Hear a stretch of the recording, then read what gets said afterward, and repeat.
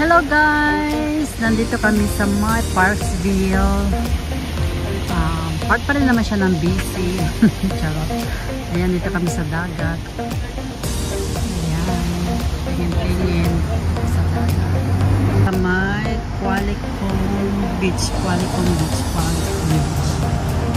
Ayan. So, tingin-tingin muna.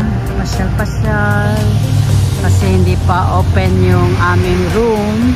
Hinantay namin na ang tawag ng hotel kung available na ang aming room.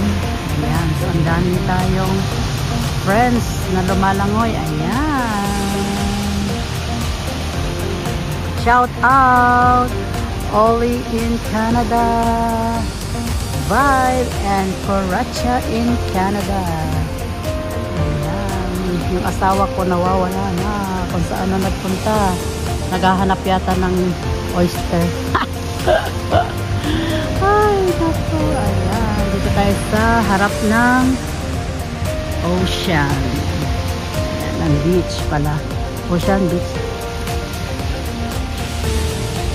Parehas na rin yun. Basta malawak. Ocean na yun. Ayan.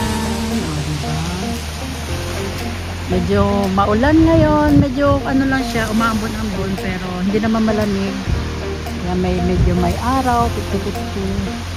Pero maganda yung weather, hindi siya mainit, hindi siya malamig, kaya masarap naman siya kahit umaambon-ambon. Ayan.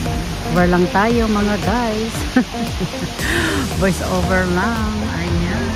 Sige dahil, ilipat natin sa ibang side. Kapaligiran ng Qualicum Beach. Ayan. So,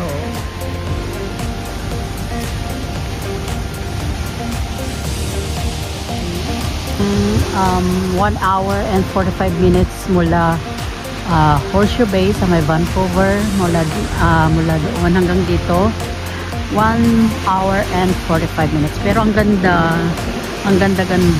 diba? So, pumunta kami dito para may tignan kaming bahay ng isang kliyente. At the same time, pasyal-pasyal na rin. Uuwi na rin kami bukas, Sunday. Ayan. So, 1 day lang kami dito. Ayan. So, enjoy na natin ang buong paligid ng Parksville, BC. Ayan. Nakita ko na yung aking asawa. Ayun. Ayan. Wala po yung asawa ko. Sabi ko, bakit nasaan na nawala? Kasi na full memory ako. Pagbalik ko wala na doon sa pwesto. Ayun na pala. Oh. Hindi ko lang kung anong bibilhin niya doon sa store. Ayan. Hindi siguro ng tubig or something na umangangat-ngat. Ayun, pasok siya doon. Ayun.